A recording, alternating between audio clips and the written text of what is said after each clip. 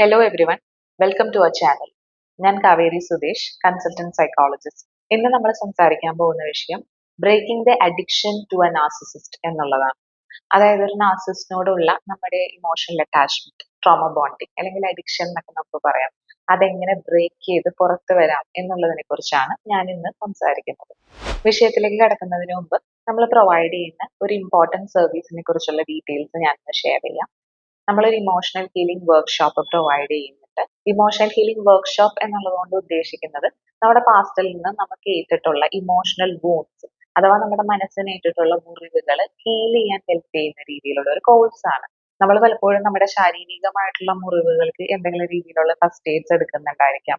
പക്ഷെ നമ്മുടെ മനസ്സിന് ഏറ്റിട്ടുള്ള മുറിവുകൾക്ക് നമ്മൾ ഒരു രീതിയിലുള്ള ഫസ്റ്റ് എയ്ഡ്സ് എടുക്കുന്നില്ല. ഇതൊരു പ്രീ റെക്കോർഡഡ് കോഴ്സ് ആണ്. ഇതിന്റെ ലിങ്ക് ഞാൻ ഡിസ്ക്രിപ്ഷൻ ബോക്സിൽ ഫസ്റ്റ് കമന്റ് ആയിട്ട് കൊടുക്കാം. 499 റുപ്പീസ് മാത്രമാണ് നമ്മൾ ഈ ഒരു കോഴ്സിന് ചാർജ് ചെയ്യുന്നത്. 499 എന്ന് പറയുമ്പോൾ നമുക്കറിയാം, നമ്മൾ ഒരു ദിവസം ഒരു പിസ്സ കഴിക്കുന്ന അല്ലെങ്കിൽ ഒരു കുഴിമന്തി കഴിക്കുന്ന എമൗണ്ട് അതിനാവുന്നുള്ളൂ.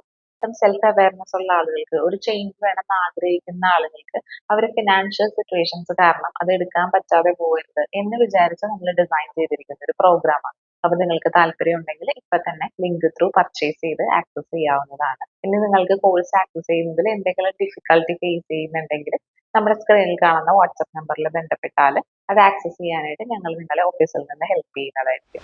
അപ്പൊ നമുക്ക് നമ്മുടെ വിഷയത്തിലേക്ക് കിടക്കാം. ഇപ്പൊ ഒരു നാർസിസ്റ്റിനോടുള്ള നമ്മുടെ അഡിക്ഷൻ എങ്ങനെ ബ്രേക്ക് ചെയ്യാം എന്ന് നോക്കുമ്പോൾ അതിന് ആദ്യം വേണ്ടത് അണ്ടർസ്റ്റാൻഡിങ് ദ ഒബ്സഷൻ എന്ന് പറയും.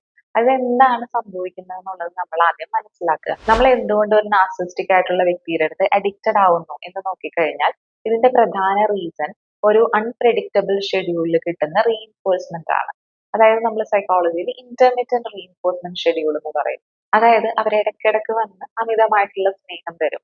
നമുക്ക് ആ ഒരു ഡോപ്പമിൻ ഹൈക്ക് അവരുടെ ഇന്ററാക്ഷനിൽ എക്സ്പീരിയൻസ് ചെയ്തിട്ടുണ്ടായിരിക്കും. പിന്നെ അവര് ചിലപ്പോൾ നമ്മൾ നെഗ്ലക്ട് ചെയ്യായിരിക്കും ചെയ്യുന്നത്. ചില ആളുകളെ സംബന്ധിച്ച് അവർ എവിഡന്റ് ആയിട്ടുള്ള അബ്യൂസ് അല്ല ചെയ്യുന്നത്. അവർ തന്നിരുന്ന ആ ഒരു അഫെക്ഷനും അറ്റൻഷനും വിഡ്രോ ചെയ്യും. പലരും നമ്മുടെ അടുത്ത് വരുമ്പോൾ പറയാറുള്ള ഒരു കാര്യമാണ്, അയാളെ നേരിട്ട് കാണുമ്പോൾ, അയാളെ നേരിട്ട് ഇന്ററാക്ട് ചെയ്യുമ്പോൾ കുഴപ്പമൊന്നുമില്ല, അപ്പൊ വളരെ സ്നേഹമാണ്, എല്ലാ കാര്യങ്ങളും അണ്ടർസ്റ്റാൻഡിങ് ആണ്.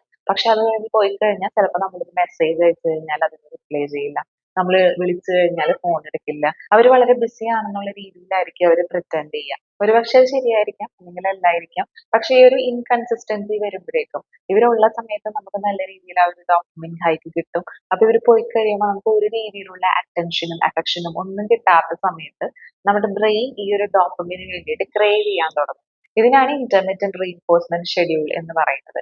അതായത് നമ്മൾ ഈ ലോട്ടറി എടുക്കുമ്പോഴും ഗാംബ്ലിംഗിലും ഇതാണ് സംഭവിക്കുന്നത്. നമുക്ക് എപ്പോഴാണ് അടിക്കുക എന്ന് പറയാൻ പറ്റില്ല. അതുകൊണ്ട് തന്നെ നമ്മൾ എപ്പോഴും ലോട്ടറി എടുത്തുകൊണ്ടിരിക്കും. അതായത് ഇന്നിപ്പോ നമുക്ക് ലോട്ടറി അടിച്ചാൽ ചിലപ്പോൾ നമുക്ക് നാളെ തന്നെ അടിക്കാം, അല്ലെങ്കിൽ ചിലപ്പോൾ 10 ദിവസം കഴിഞ്ഞിട്ടായിരിക്കും അടിക്കുന്നത്, അല്ലെങ്കിൽ ചിലപ്പോൾ 10 കൊല്ലം കഴിഞ്ഞിട്ടായിരിക്കും അടിക്കുന്നത്. എപ്പോഴാണെന്നുള്ളത് നമുക്ക് പ്രെഡിക്റ്റ് ചെയ്യാൻ പറ്റില്ല. അതുപോലെ തന്നെയാണ് നാർസിസ്റ്റിക് ആയിട്ടുള്ള ആളുകളോട് ഇന്ററാക്ട് ചെയ്യുമ്പോൾ ഇവരുടെ സ്വഭാവം എപ്പം മാറും, ഇവരെപ്പോ നമുക്ക് വേണ്ടി അവൈലബിൾ ആവും, എപ്പോ ഇവര് മിണ്ടാതിരിക്കും, ഇവരിപ്പോ വന്ന് സംസാരിച്ചു, ഇനി പോയി കഴിഞ്ഞാൽ ഇവർ ഇന്ററാക്ട് ചെയ്യൂലേ, ഇതെല്ലാം വളരെ അൺപ്രെഡിക്റ്റബിൾ ആണ്. അപ്പൊ നമുക്ക് ആ ഒരു അൺസർട്ടനിറ്റി വളരെ അൺപ്രെഡിക്റ്റബിൾ ആയിട്ട് വരുമ്പോഴേക്കും ആൻഷ്യസ് ആവുകയും നമ്മൾ അവരോട് പോയി അറ്റാച്ച്ഡ് ആവുകയും ചെയ്യും. ഇനി രണ്ടാമത്തെ കാര്യം, വൈ യു സ്റ്റേ ഹുക്ഡ് എന്നുള്ളത് മനസ്സിലാക്കുക. നമ്മൾ എന്തുകൊണ്ടാണ് ഈ സൈക്കിളിൽ പെട്ട് കിടക്കുന്നത്? ഇത് നമ്മുടെ വീക്ക്നെസ് അല്ല. പലപ്പോഴും ആളുകൾ പറയാറുള്ളതാണ്, ഞാൻ എന്റെ സെൽഫ് റെസ്പെക്ട് മുഴുവൻ കളഞ്ഞിട്ട് പിന്നെയും അയാളുടെ പുറകെ പോകുന്നു എന്നുള്ളത്. അപ്പൊ ഇത് നമ്മൾ വീക്ക് ആയതുകൊണ്ട് സംഭവിക്കുന്നതല്ല. ഇത്തരത്തിലുള്ള ഒരു അൺപ്രെഡിക്റ്റബിൾ ഷെഡ്യൂൾ ആകുമ്പോൾ അവർ തന്നിരുന്ന ആ ഒരു അറ്റൻഷനും അഫക്ഷനും ഒക്കെ അവർ വിഡ്രോ ചെയ്യുമ്പോൾ നമുക്കൊരു പെയിൻ ഉണ്ടാവുമല്ലോ. അപ്പൊ നമ്മൾ അവര് പോകുമ്പോൾ നമുക്ക് പെയിൻ എക്സ്പീരിയൻസ് ചെയ്യുന്നുണ്ട്. എനിക്ക് അയാളോട് സ്നേഹമാണ്, ഇഷ്ടമാണ്, പ്രണയമാണ് എന്നുള്ള രീതിയിൽ നമ്മൾ അതിനെ ഇന്റർപ്രറ്റ് ചെയ്യുന്നതാണ്. അതുപോലെ തന്നെ ഈ ഒരു അൺപ്രെഡിക്റ്റബിൾ ഷെഡ്യൂളിൽ നമുക്ക് ഡോപ്പമിൻ കിട്ടുമ്പോൾ നമ്മുടെ brain this is really important for me എന്നായിരിക്കും വിചാരിക്കുക. അതിപ്പോ ഗാംബ്ലിംഗ് ആണെങ്കിലും അല്ലെങ്കിൽ ഒരു വ്യക്തിയാണെങ്കിലും this person is really important for me എന്നുള്ളൊരു ഫീലിംഗ് നമ്മുടെ ഉള്ളിൽ ഉണ്ടാവും. ഓക്കെ, അപ്പൊ നമ്മൾ മനസ്സിലാക്കേണ്ടത് എന്താണെന്ന് വെച്ചാൽ ഇത് ആസ് എ പേഴ്സൺ എന്റെ വീക്ക്നെസ് കൊണ്ട് സംഭവിക്കുന്നതല്ല. നമ്മുടെ ബ്രെയിൻ ഇത്തരത്തിലൊരു അൺപ്രെഡിക്റ്റബിൾ ഷെഡ്യൂൾ വരുമ്പോൾ അതിനകത്തേക്ക് അഡിക്റ്റഡ് ആവാനുള്ള ഒരു ടെൻഡൻസി ഉണ്ട്. അതുകൊണ്ടാണ് ഇത് സംഭവിക്കുന്നതെന്ന് മനസ്സിലാക്കുക. ഇനി ഞാൻ അടുത്തൊരു പാർട്ടിലേക്ക് കടക്കുകയാണ്, എങ്ങനെയാണ് നമുക്ക് ഈ ഒരു അഡിക്ഷൻ ബ്രേക്ക് ചെയ്യാൻ കഴിയുക. അപ്പൊ ഇതിന്റെ ഫസ്റ്റ് സ്റ്റെപ്പ് എന്നുള്ളത് നോ കോണ്ടാക്ട് തന്നെയാണ്. നമുക്ക് നോ കോണ്ടാക്റ്റിൽ വെക്കുക എന്നുള്ളത് ചിലപ്പോൾ വളരെ പെയിൻഫുൾ ആയിട്ടുള്ള ഒരു കാര്യമായിരിക്കും. പക്ഷേ നമ്മൾ ഈ സൈക്കിളിൽ പെട്ട് കിടക്കുമ്പോൾ അവർ ഇടയ്ക്കിടയ്ക്ക് ഇതുപോലെ സ്നേഹം തരാൻ നമ്മൾ അനുവദിച്ചുകൊണ്ടിരിക്കുകയാണെങ്കിൽ നമ്മൾ വീണ്ടും വീണ്ടും അവരിലേക്ക് അഡിക്റ്റഡ് ആവുകയുള്ളൂ. നമുക്ക് വളരെ പെയിൻഫുൾ ആണെങ്കിലും ഇപ്പൊ അവർ പോകുന്നു എന്നുള്ള ആ ഒരു പെയിൻ നമുക്ക് ഓവർകം ചെയ്യാൻ ചിലപ്പോൾ 2 വർഷം എടുക്കുമെങ്കിലും ആ 2 വർഷം കഴിയുമ്പോൾ നമുക്ക് രക്ഷപ്പെടാൻ പറ്റും. അതല്ലാന്നുണ്ടെങ്കിൽ നമ്മൾ ഈ ട്രാപ്പിൽ നിന്ന് പുറത്ത് കടക്കാതെ നമ്മുടെ വർഷങ്ങൾ, ഒരുപക്ഷെ നമ്മുടെ ജീവിതം അവസാനിക്കുന്നത് വരെ നമ്മൾ അതിൽ കിടന്നേക്കാം. ഇപ്പൊ ഗ്രീഫ് ഓവർകം ചെയ്യാൻ, അതായത് ഒരു ബ്രേക്കപ്പ്, ഒരാള് നമ്മുടെ ലൈഫിൽ നിന്ന് ഇറങ്ങി പോകുന്നു, അല്ലെങ്കിൽ ഒരാളെ നമ്മൾ വേണ്ടാന്ന് വെക്കുന്നു, അതിൽ നമുക്കുണ്ടാവുന്ന ഒരു പെയിൻ ഓവർകം ചെയ്യാൻ മാക്സിമം 2 ഇയേഴ്സ് ഒക്കെ എടുക്കുള്ളൂ. അത് ഓരോ വ്യക്തികളനുസരിച്ച് വ്യത്യാസം ഉണ്ടാവും. ചില ആളുകൾ ഒരു 2 വീക്സ് കൊണ്ട് തന്നെ ബെറ്റർ ആവുന്നവരുണ്ട്, ചില ആളുകൾ ഒരു 3 to 6 months, ചില ആളുകൾ 2 വർഷം വരെ എടുത്തെന്ന് വരാം. പക്ഷെ ഇനി 2 വർഷം നിങ്ങൾ വളരെയധികം ബുദ്ധിമുട്ടിയാൽ പോലും നമ്മൾ ജീവിതാവസാനം വരെ ഇത്തരത്തിലുള്ള ഒരു ടോക്സിക് സൈക്കിളിൽ കിടക്കുന്നതിനേക്കാളും ബെറ്റർ അതാണ്. നമ്മൾ ആ ഒരു സൈക്കിളിൽ കിടക്കുമ്പോൾ നമ്മൾ കോൺസ്റ്റന്റ്ലി ചിലപ്പോൾ ചെക്ക് ചെയ്തുകൊണ്ടിരിക്കുന്നുണ്ടാവും, അവരൊരു മെസ്സേജ് വരുന്നുണ്ടോ, അവർ വിളിക്കുന്നുണ്ടോ, അവരുടെ പ്രൊഫൈൽ പിക്ക് എടുത്ത് നോക്കുക, അല്ലെങ്കിൽ അവരുടെ സോഷ്യൽ മീഡിയാസ് എടുത്ത് നോക്കുക. ഇത്തരം കാര്യങ്ങളെല്ലാം നമ്മൾ അവോയ്ഡ് ചെയ്യേണ്ടതാണ്.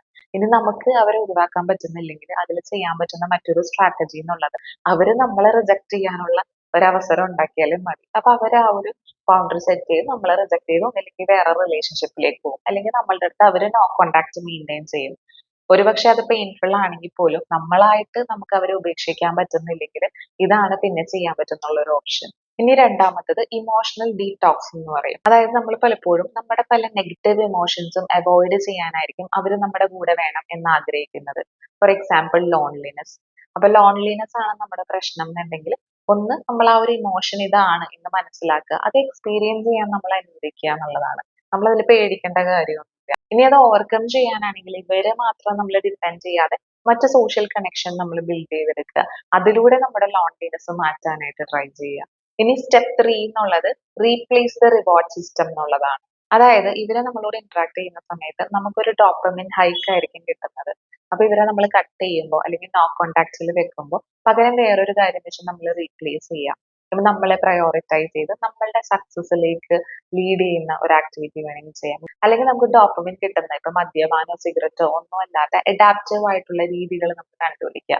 അതൊരെണ്ണമാണ് ഞാൻ പറഞ്ഞത്. ഇപ്പൊ നമ്മളൊരു സ്കില്ല് ബിൽഡ് ചെയ്യുന്നു, അല്ലെങ്കിൽ ഒരു ഗോൾ അക്കംപ്ലിഷ് ചെയ്യുന്നു, നമ്മളുടെ ഒരു അച്ചീവ്മെന്റ് ഓറിയന്റഡ് ആയിട്ട് കരിയർ ഓറിയന്റഡ് ആയിട്ട് നമ്മൾ മുന്നോട്ട് പോകുന്നു, ഇല്ലെങ്കിൽ നല്ലൊരു ജോലിയിൽ പ്രവേശിച്ച് അതിൽ നമ്മൾ സക്സസ്ഫുൾ ആയിട്ട് മുന്നോട്ട് പോകുന്നു. അപ്പൊ ഇങ്ങനെയൊക്കെ ചെയ്യുമ്പോൾ നമുക്ക് വേറെ പല കാര്യങ്ങളിൽ നിന്നും ഡോപ്പമിൻ കിട്ടിയേക്കാം. അപ്പൊ മറ്റ് ആക്ടിവിറ്റീസിൽ നിന്ന് നമ്മൾ ഡോപ്പമിൻ കണ്ടെത്താനായിട്ട് ട്രൈ ചെയ്യാം. ഇനി സ്റ്റെപ്പ് 4 എന്നുള്ളത് റീവയർ ദ കോർ ബിലീഫ്. അതായത് ഒരു പക്ഷേ ഇപ്പൊ നമ്മൾ വിചാരിക്കുന്നത് I need their love to feel worthy എന്നുള്ളതാണെങ്കിൽ നമ്മൾ അതൊന്ന് റീഫ്രെയിം ചെയ്യുക.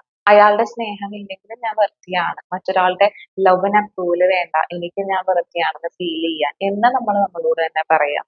അതുകൂടാതെ ഔട്ട്സൈഡ് ദറ്റ് റിലേഷൻഷിപ്പ്, ഇപ്പൊ ഈ വ്യക്തി അല്ലാതെ നമ്മുടെ ലൈഫിൽ നമ്മൾ ആരാണെന്നുള്ളതും മറ്റെന്തൊക്കെ പ്രയോറിറ്റി ആണ് നമുക്ക് ഉള്ളത് എന്നുള്ളതും നമ്മൾ മനസ്സിലാക്കുക.